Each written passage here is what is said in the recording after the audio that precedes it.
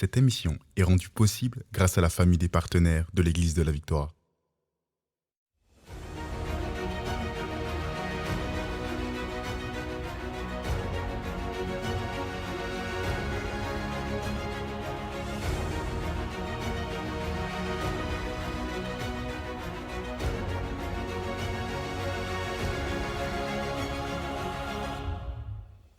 Bonjour tout le monde, bienvenue à l'émission Parole de foi. Ici le pasteur Joel Spinks. Je suis vraiment heureux d'être là avec vous aujourd'hui pour vous apporter un message de foi concernant la protection surnaturelle qui est disponible pour chaque enfant de Dieu. Gloire à Dieu. On a parlé jusqu'à présent dans cette série sur comment on peut éviter une tragédie. Gloire à Dieu pour sa parole, gloire à Dieu pour la révélation du Saint-Esprit. Et aujourd'hui, on va voir en fait quelles sont nos responsabilités par rapport à cette protection surnaturelle. Avons-nous, quelque chose à faire? Est-ce qu'on a quelque chose à faire ou est-ce que tout arrive automatiquement? Est-ce que la protection divine arrive automatiquement? Est-ce qu'on doit croire la parole? Et est-ce qu'on peut vivre dans le doute, par exemple, et aussi bénéficier de notre alliance avec le Seigneur? On va se poser les bonnes questions et on va voir ce que Dieu veut qu'on comprenne aujourd'hui ici à l'émission Parole de foi. Donc, avant d'aller plus loin, on va prier, on va remettre ce temps entre les mains de Dieu et on va s'attendre que l'Esprit de Dieu va nous parler. Est-ce que vous êtes prêts vraiment que le Saint-Esprit va vous parler aujourd'hui? Moi, je suis prêt. Père éternel, on vient devant toi, Seigneur, on va juste te remercier. Merci pour ta présence qui est toujours là. Merci pour ta parole. Oh, tellement, Seigneur, cette parole est tellement bonne, elle est tellement glorieuse, tellement enrichissante, Seigneur, pour nos vies. Elle transforme tout dans notre vie. Et Seigneur, on veut juste te remercier. Merci, Seigneur Dieu, pour cette parole. Merci pour ton Saint-Esprit qui est avec nous en ce moment. Nous sommes des enfants de Dieu, tes enfants, Seigneur. Et on te remercie parce qu'aujourd'hui, nous sommes avec toi dans cette étude biblique. Nous sommes ensemble et on avance ensemble avec toi dans ta gloire. On avance, Seigneur Dieu, dans la protection surnaturelle et nos vies ne seront plus jamais pareilles. Dans le nom de Jésus, Amen et Amen. Alléluia, gloire à Dieu. Hier, on a terminé en lisant le psaume 91. Et je veux juste reprendre, en fait, le verset 14 et 15 et 16, parce qu'en fait, je trouve que c'est tellement beau la façon que le psaume 91 se termine. En fait, c'est tellement un beau passage des Écritures. Mais si nous avons une responsabilité par rapport à cette protection, je trouve que ce texte nous aide vraiment. Écoutez bien ceci. Puisqu'il m'aime, donc celui que Dieu protège dans le psaume 91, puisqu'il m'aime, je le délivrerai. Donc, c'est une promesse de Dieu. Je le délivrerai, je le protégerai, puisqu'il connaît mon nom. Il m'invoquera et je lui répondrai. Je serai avec lui dans la détresse. Le texte ne dit pas qu'on ne passera jamais par des moments de détresse, mais je serai avec lui dans la détresse. Je le délivrerai et je le glorifierai. Je le rassasierai de longs jours. Et je lui ferai voir mon salut. Oh, gloire à Dieu. On a lu ce texte-là, le psaume 91, rapidement à la fin de l'émission d'hier. C'est une série tellement importante en passant si vous voulez vivre de longs jours. Gloire à Dieu. Mais ce texte-là, ce que je veux voir aujourd'hui avec vous, au verset 14, puisqu'il m'aime, ceci veut dire que nous aimons Dieu, nous aimons sa parole, on s'expose à sa parole. Je le délivrerai, je le protégerai, puisqu'il connaît mon nom. Qu'est-ce que ça veut dire, ça? Mais quand je connais le nom de Dieu, je connais qui est mon Dieu. Je sais que mon Dieu m'a fait des promesses de protection. Je connais son nom, et c'est pour ça que je peux faire appel à lui. Et c'est ça qu'on voit, en fait, au verset 2, dans le psaume 91, au verset 2, « Je dis à l'Éternel, je sais qui est mon Dieu, l'Éternel, celui qui a toujours existé, celui qui n'a ni début ni fin. Il a toujours existé, même si ça dépasse mon entendement humain, bien je sais que l'Éternel est l'Éternel. L'Éternel est mon Dieu, donc je dis à l'Éternel, mon refuge et ma forteresse. Mon refuge, tu es mon refuge éternel, tu es mon refuge et ma forteresse, mon Dieu en qui je me confie. Je ne me confie pas en l'homme, je ne me confie pas, je place pas ma confiance en moi-même, mais je me confie en toi. Oh, c'est tellement beau ça, je dis à l'Éternel, je confesse de ma bouche, je le déclare, je dis à l'Éternel, Alléluia, qui me délivre, celui qui me délivre. Gloire à Dieu. Donc, ça pour dire aujourd'hui, on va s'attarder à la question. OK, on a vu que Dieu fait des promesses de protection. On a pris le temps, même, on a lu le psaume 91. Mais aujourd'hui, est-ce que j'ai une responsabilité par rapport à tout ça? J'ai déjà répondu à la question que Dieu, est-ce que Dieu a créé des robots? Sommes-nous des robots et que Dieu contrôle tout? J'ai déjà expliqué, en fait, qu'on peut choisir entre le bien et le mal. Et puis, on ne peut pas attribuer à Dieu nos péchés et nos fautes et nos mauvaises décisions. Parce que Deutéronome 30, verset 19 nous dit qu'on doit choisir entre le bien et le mal, on doit choisir entre la vie et la mort, entre la bénédiction et la malédiction. Donc, on ne reverra pas tout ça aujourd'hui, mais on veut comprendre maintenant quelles sont nos responsabilités en tant qu'enfants de Dieu. Dans notre première émission, on a vu qu'on avait accès à un nom, le nom au-dessus de tous les noms, le nom de Jésus. Et je vous ai raconté l'histoire d'une femme qui a été épargnée d'un viol parce qu'elle a crié, elle a fait justement, comme le texte nous dit, elle a crié à l'Éternel et elle a reçu une provision de délivrance. Le Seigneur a envoyé un ange qui a chassé cet homme et puis elle a été délivrée à ce moment-là. Gloire à Dieu. Maintenant, une des choses qu'on veut comprendre, c'est que le Saint-Esprit est là dans nos vies. Amen. Donc, on a le nom de Jésus, mais on a aussi le Saint-Esprit qui est avec nous pour nous diriger. Et le Saint-Esprit va toujours nous avertir des dangers potentiels. Il va nous avertir, il va nous parler à l'avance, il va nous diriger dans de verts pâturages. OK? Donc, une des choses que je peux vous illustrer de ma propre vie, une fois, j'étais en voiture, je venais de terminer mon travail à Miracle Channel. Donc, à l'époque, quand j'ai commencé dans le monde de la télévision, c'était à la chaîne de TV anglophone Miracle Channel. Donc, j'étais en voiture, en chemin vers la maison, et le Saint-Esprit m'a dit, prends un détour, en fait, prends la sortie. C'était ça, prends la sortie. Et pour moi, je savais, bien, ça, c'est un détour. Si je prends la sortie maintenant, bien, ma maison est là-bas, et en prenant cette sortie, bien, je ne m'en vais pas dans la bonne direction. Mais le Saint-Esprit m'a dit, prends la sortie. Et je savais que c'était le Saint-Esprit qui m'avait parlé. Donc, j'ai obéi à ce moment-là. J'ai pris la sortie et j'ai emprunté la voie qui était comme un pont au-dessus de l'autoroute. Et dès que j'étais sur ce pont, j'ai vu un accident se produire en bas. Un accident et il y avait plein de voitures impliquées. Et j'étais tellement reconnaissant. J'ai dit, merci Seigneur Dieu pour ta protection surnaturelle. Le Saint-Esprit est là, il est présent, il nous parle. Il veut nous protéger des dangers. Gloire à Dieu pour le Saint-Esprit. Merci Seigneur pour le Saint-Esprit qui est là, qui nous parle, qui nous dirige, qui nous conduit, qui nous protège. Alléluia. Mais il y a plusieurs chrétiens. Aujourd'hui, peut-être vous êtes là, puis vous dites, Pasteur Joël, tu parles de la protection divine, et oui, bon, il y a plein de versets qui nous en parlent, mais je connais plein de personnes qui ne vivent jamais de protection. Je connais tellement d'histoires dans mon Église, des accidents de voiture, des ceci, des cela. Au final, est-ce qu'on peut vraiment croire que c'est vrai? Est-ce qu'on peut vraiment s'attendre que Dieu va toujours nous protéger? J'aimerais vous dire, en fait, et j'étais dans ma voiture avec mon épouse Mathilde avant de venir ici aujourd'hui, et puis ma femme me disait, dis-leur en fait que le Saint-Esprit est là, dis-leur que le Saint-Esprit vraiment nous avertit. J'ai dit oui, en fait, c'est déjà une chose que je voulais vous partager aujourd'hui, que vraiment, il y a tellement d'histoires dans ma vie où le Seigneur m'a protégé parce qu'il m'a averti à l'avance.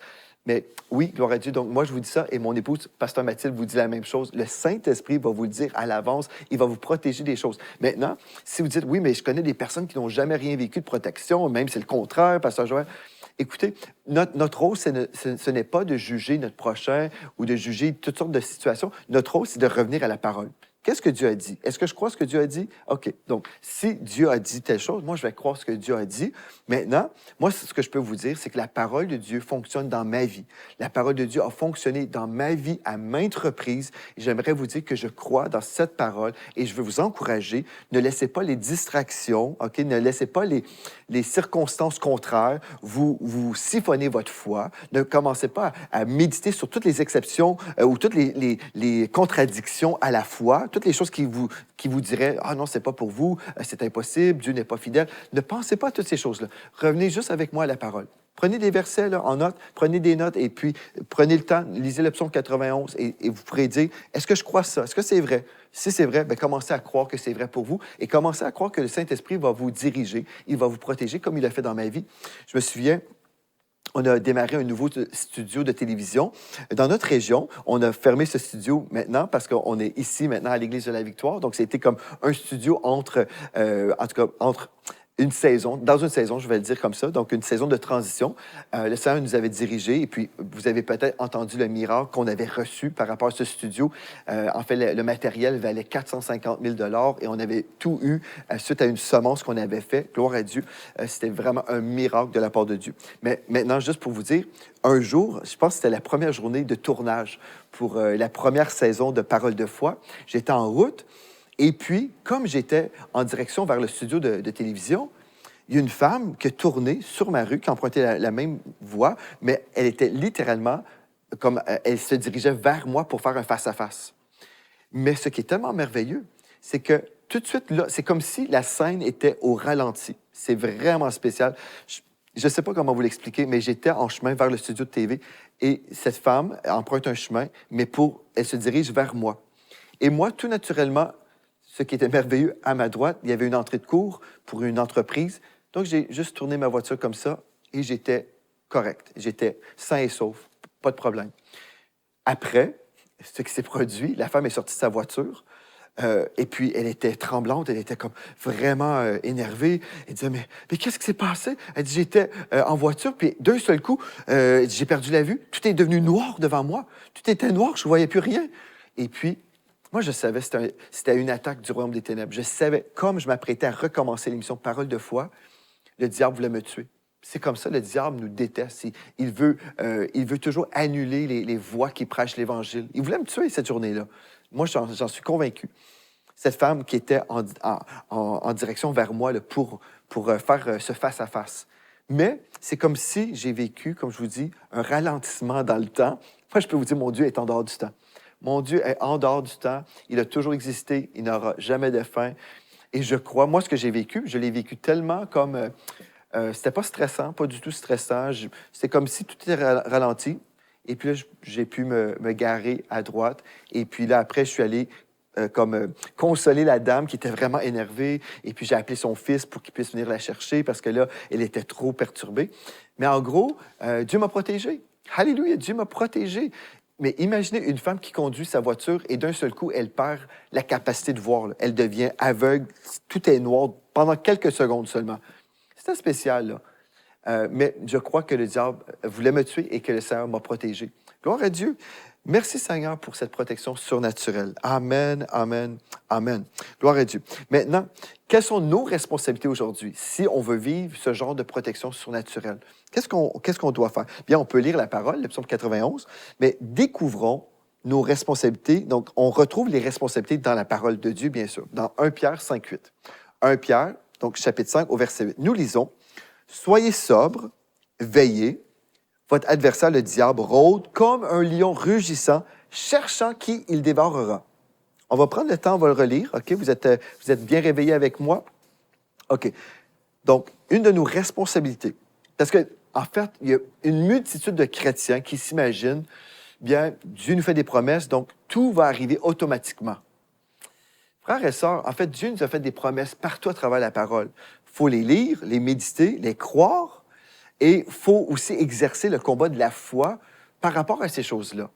En fait, il n'y a rien d'automatique dans la foi. Le Seigneur nous appelle à vivre par la foi. Le texte biblique nous dit « Mon juste vivra par la foi. » Mon juste, ça c'est vous, vivra par la foi. Et Dieu nous parle qu'il y a un combat pour l'enfant de Dieu, c'est le combat de la foi. Donc, toute ma vie, le combat de la foi, c'est de croire la parole de Dieu, peu importe les circonstances contraires. Le combat de la foi, ce n'est pas le combat contre... En fait, frères et sœurs, il y a tellement de chrétiens qui s'imaginent « je dois combattre le diable, je dois combattre le péché, je dois combattre ceci, combattre... » Non, non, non, non, c'est rien de... Dieu ne nous dit pas de combattre le péché. C'est aucunement dans la parole.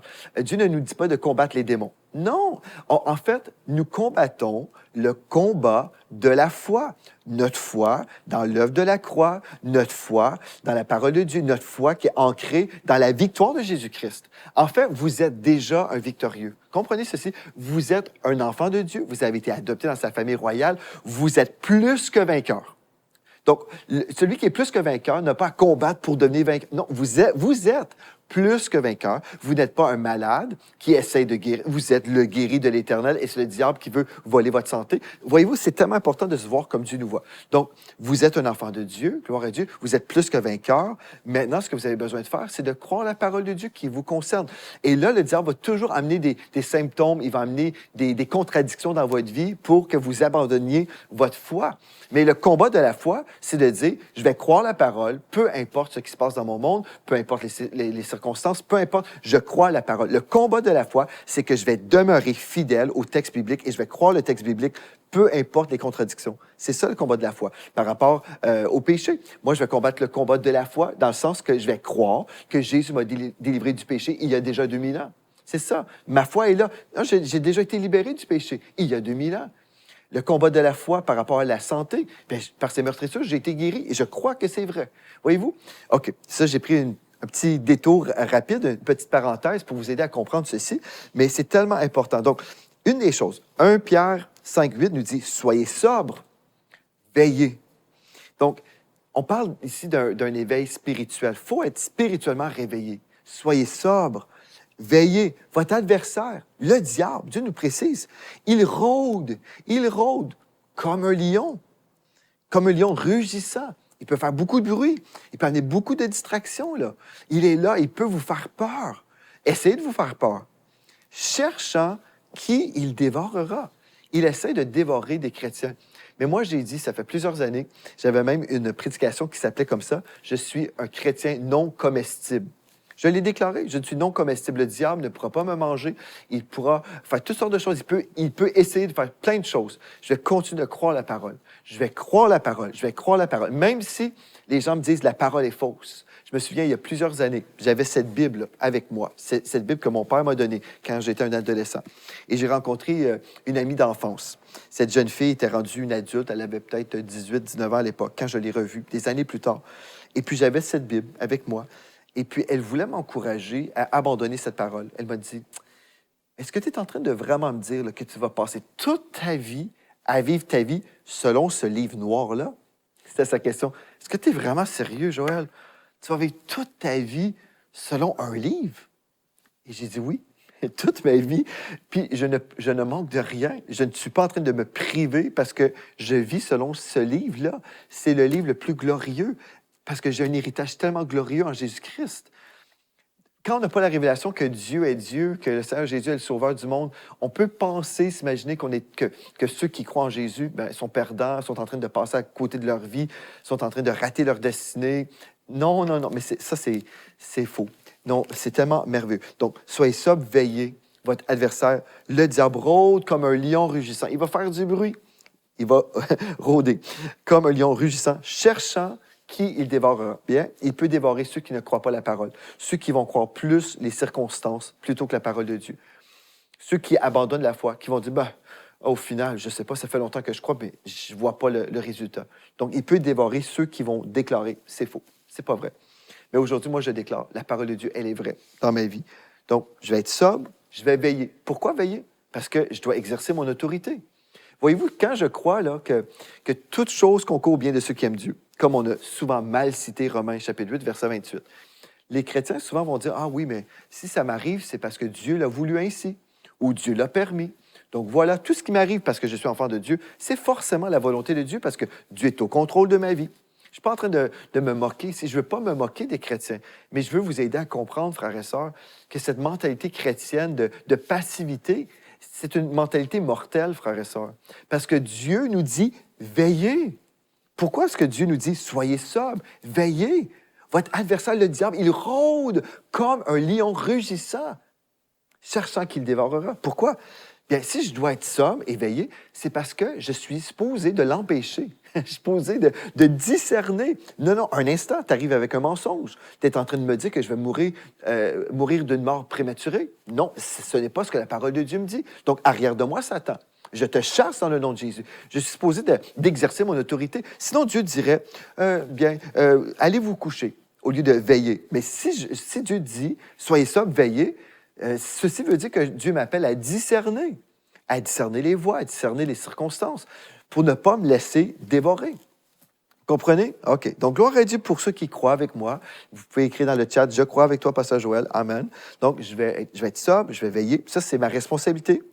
Et là, Éphésiens 4, verset 27 me dit, « Ne donnez pas accès au diable. » Ne donnez pas accès au diable.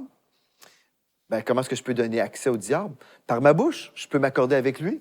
Je peux m'accorder avec tout ce que le diable dit. Je peux m'accorder avec les circonstances contraires. Je peux dire, ah, c'est vrai, au final, la protection, je connais tante Jacqueline, et puis elle n'a pas vécu de protection. Elle a eu un accident de voiture, donc forcément, la parole est vraie de temps en temps, mais je ne suis pas vraiment convaincu. Donc là, je suis en train de donner un accès au diable. Je suis en train de lui dire, je ne crois pas vraiment à la parole. Je crois plus les circonstances, les histoires dans mon entourage. Je crois plus ces choses-là. Ça, c'est plus vrai pour moi que la parole de Dieu. Ça, je suis en train de donner un accès au diable. Mais aujourd'hui, vous pouvez prendre la décision à la maison. Non, je ne donnerai pas accès au diable. Je vais croire la parole de Dieu, même si je ne comprends pas tout. Vous savez, je vais vous dire une autre chose. Il y a plusieurs années de ça, j'ai eu une conversation avec le Seigneur, mais aussi le diable est venu. En fait, dans une situation, on avait prié à la chaîne de télévision Miracle Channel, on avait prié pour une personne qui avait un cancer du sein. Donc, une femme qui avait un cancer du sein. Et puis, on avait prié avec l'équipe de Miracle Channel. Et puis, cette femme a appelé les lignes téléphoniques pour dire qu'elle avait ressenti un feu en elle, une chaleur. Et puis, la tumeur était disparue pendant l'émission. Elle se réjouissait. Elle était tellement heureuse. Elle était bénie. Et puis, on était tous heureux pour elle. Mais ce même jour-là, quelqu'un dans mon entourage avait vécu une chirurgie pour la même chose. Et puis, j'étais dans ma voiture et j'étais attristé. Pourquoi? Parce que j'avais donné accès au diable. Il me disait, tu vois, ce que tu crois concernant la guérison, tu peux tout abandonner, là. Ça ne vaut pas la peine, ça ne marche pas toujours. Tu vois, là, la guérison, tu crois dans la guérison, mais regarde dans ta propre vie, dans ton entourage, il y a telle personne, te prie pour la personne, elle n'a pas reçu, donc voilà, tu peux tout abandonner. Et pendant ce temps-là, j'avais donné accès au diable dans mes pensées, j'entretenais ses pensées, ses mensonges, et j'étais triste. Et d'un seul coup, le Saint-Esprit m'a parlé. Il m'a dit, est-ce que ton cerveau est ton Dieu? J'ai dit, non, Seigneur, c'est toi, mon Dieu. Voilà, c'était tout. Tout ce que j'avais besoin, c'était de savoir, non, mon cerveau n'est pas mon Dieu. Je ne suis pas obligé de tout comprendre constamment. Je ne suis pas obligé de tout savoir, toutes les explications avant de croire la parole. J'ai choisi à ce moment-là que je vais croire la parole de Dieu, peu importe. Même si quelqu'un vit autre chose, en fait, ma foi n'est pas dans la vie ou dans la réception des promesses de Dieu, dans la vie des autres personnes. Ma vie ne peut pas être contrôlée par les circonstances extérieures. Je dois croire la parole de Dieu. Et j'ai pris cette décision, ça, tu es Dieu, pas mon cerveau. Je n'ai pas besoin de tout comprendre. Et des fois, les gens disent, ah, mais pour être mature, en fait, la maturité véritable, c'est de croire la parole. Et l'immaturité spirituelle, c'est lorsqu'on doit inventer toutes sortes de théologies pour dire pourquoi la parole n'est pas vraie. Des fois, on est là, on pense qu'on est tellement sophistiqué, on est très mature, nous sommes équilibrés, puis au final, on rejette les promesses de Dieu.